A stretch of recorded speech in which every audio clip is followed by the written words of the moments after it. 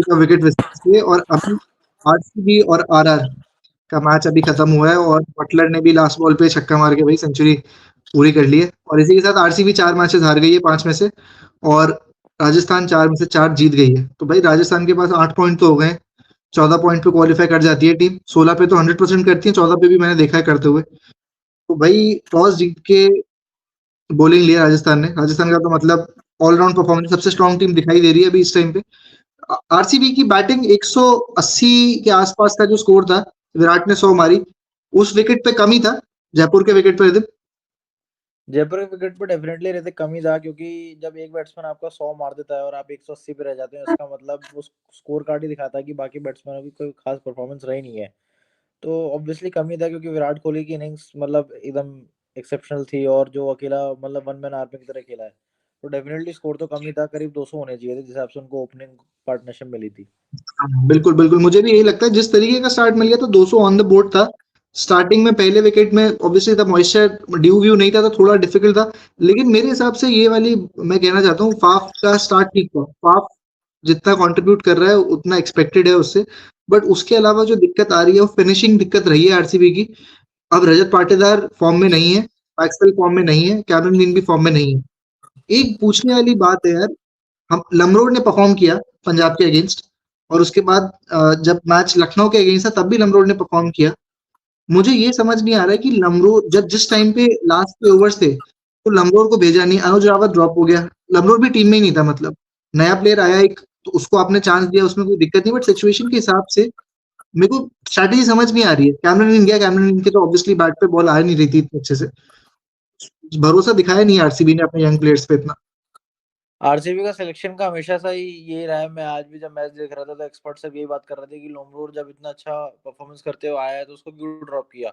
तो आरसीबी का हम्म। थोड़ा मतलब समझ नहीं आता कोचिंग स्टाफ, मतलब कि डिसीजन मेकिंग किसकी रहती है आरसीबी के डगआउट में, क्योंकि मतलब जो बाकी बड़ी फ्रेंचाइजीज हैं, आप सीएसके को देखें कैसे बैक करती है एक प्लेयर को। आप शेन वॉटसन का मेरे को फाइनल में 100 याद आता है, पूरे पूरे सीजन में वो फ्लॉप थे और उन्होंने फाइनल में आके उनको जिता दिया था। तो इस तरह की चीजें आरसीबी के डगआउट में कभी देखी नहीं जाती कि वो प्लेयर्स को बैक करे। वो बहुत सारे प्लेयर्स को शफल करते हैं, bowling lineup, middle order, batting line, उनका शफल होता रहता है। तो आरसीबी के लिए कोई नई चीज नहीं है, हालांकि मेरे हिसाब से लोमरो को खिलाना चाहिए था।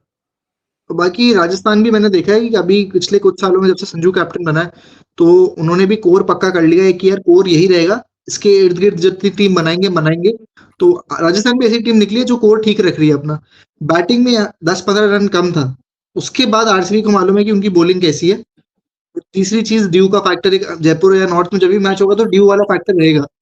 हम्म। अभी इस टाइम पे रीस टॉपली के अलावा आरसीबी के पास कोई भी विकेट टेकर नहीं है। हाँ, टॉपली के अलावा उनके पास शायद कोई भी बॉलर नहीं है। मैं भी बात भी कर रहा था तेरे से कि सिराज को इतने साल हो गए इंडियन टीम के, मतलब इंडियन कैप होल्डर है, इतना एक्सपीरियंस उनको, फिर भी डेथ ओवर्स बॉलिंग या ऊपर से भी विकेट लेने की एबिलिटी नहीं दिखा पा रहे हैं वो। मतलब इंडिया के लिए उनकी परफॉर्मेंस बहुत अच्छी रही है टेस्ट क्रिकेट में, लेकिन टी20 में वो बहुत अंडर परफॉर्म करते हैं मोहम्मद सिराज। और टॉपली को भी पता नहीं पहले के एक दो मैच आरसीबी ने क्यों नहीं खिलाया था। तो टॉपली तो बहुत ही अच्छा ऑप्शन है। मतलब शायद उनके 4 ओवर के अलावा बाकी के 16 ओवर मतलब ऐसे ही बचने वाले हैं बॉलर्स हैं सब। वही वही बात है, बचने वाले बॉलर में यश दयाल इफेक्टिव बिल्कुल नहीं दिखाई दिए। उसके अलावा विशाखा बॉलर है, उन्होंने अच्छी बॉलिंग की थी केकेआर के अगेंस्ट जो मैच था, 2 विकेट ली थी। उसको भी मतलब अच्छी परफॉर्मेंस थी, उसके बाद वो भी नहीं खेले। ये तो चीज़ बिल्कुल समझने से मतलब समझना मुश्किल है इस चीज़ को। आरसीबी के पास जो मतलब सबसे ज़रूरी चीज़ थी वो स्पिन बॉलिंग थी। स्पिन हम्म। बॉलिंग जो उनके पास चहल कराता था, उन्होंने रिलीज़ कर दिया, उसके पीछे गए भी नहीं। बट उसके बाद हसरंगा जब थे, हसरंगा को भी रिलीज कर दिया। अब मालूम है कि हमारे प्लेइंग 11 में या टीम में कोई भी लेग स्पिनर है नहीं हमारे पास, एक्सपीरियंस ही नहीं है कोई। अब उसके अलावा ऑफ स्पिनर में ऑप्शन मयंक डागर है। लेग स्पिन की वजह से भी कितनी डिफिकल्टी हो रही है, क्योंकि आईपीएल में जब विकेट चाहिए होता है तो लेग स्पिनर लाके देता है ज्यादा करके। लेग स्पिनर इकलौता मतलब कैटेगरी का प्लेयर होता है, मतलब क्रिकेट में जो कि पिटते भी हैं और सबसे ज्यादा विकेट भी ला के देते हैं। कि चहल, आपने चहल जैसे प्लेयर को ड्रॉप मतलब रिलीज कर दिया अपनी टीम में से, जो कि मतलब आप देखें कि चहल को कोई मारने नहीं जाता है। अब आप उस दिन हार्दिक पांड्या जब चहल को मारने गए तो आउट हो गए, और चहल को कोई मारने जाता ही नहीं, क्योंकि उसकी लाइन ऑफ लेंथ इतनी इतनी ज्यादा परफेक्ट है कि आप उससे बचने के लिए खेलते हो। मतलब लगभग राशिद खान की तरीके से ही बॉलिंग करते हैं, बस थोड़ा पेस उनकी स्लो है। लेकिन चेंजेस इतने कर दिए आरसीबी। आज हिमांशु को खिलाया उन्होंने, जो उनका लास्ट मैच में जिसने अच्छी परफॉर्म करी उसको ड्रॉप कर दिया। तो आरसीबी को अपना कोचिंग स्टाफ और या फिर मैनेजमेंट जो भी है उनको बैठ के बात करनी पड़ेगी कि हमारी कोर ग्रुप क्या है, उसके आसपास हमें क्या खिलाना है। तो वो उनको थोड़ा सोचना पड़ेगा, क्योंकि अब आधा लगभग उनके लिए 5 मैचेस या 4 मैचेस हो गए हैं और 1 जीते हैं बस। तो अब 9 में से 7 सोचना जीतने हैं अभी।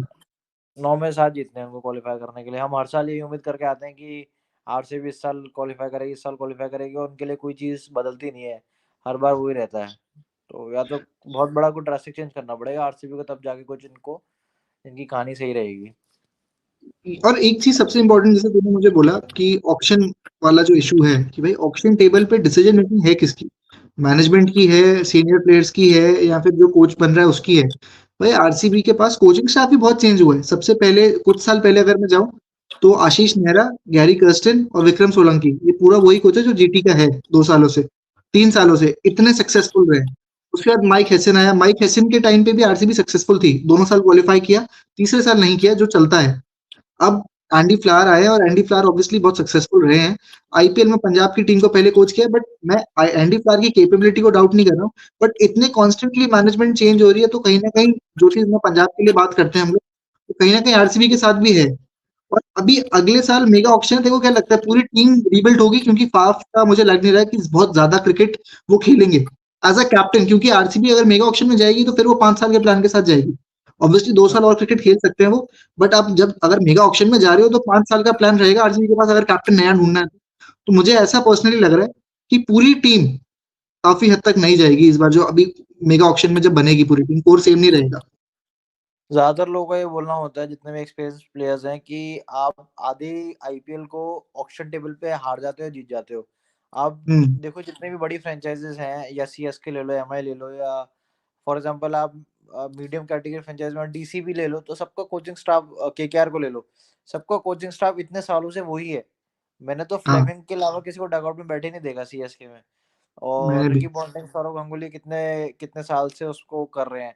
और एमआई का भी आप देखिए कोचिंग स्टाफ लगभग वही रहता है। जयवर्धने को भी मैं देख रहा हूँ शायद 5-6 साल हो गए, उससे हाँ, पहले पॉन्टिंग हो गया। तो मतलब बड़ी फ्रेंचाइज का कोचिंग स्टाफ वही रहता है।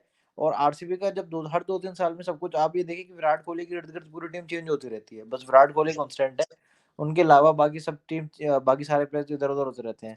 तो ऑक्शन टेबल पे कुछ, या तो ऑक्शन टेबल पे आप कुछ ना कुछ तो आपको कोई ऐसा बिठाना पड़ेगा।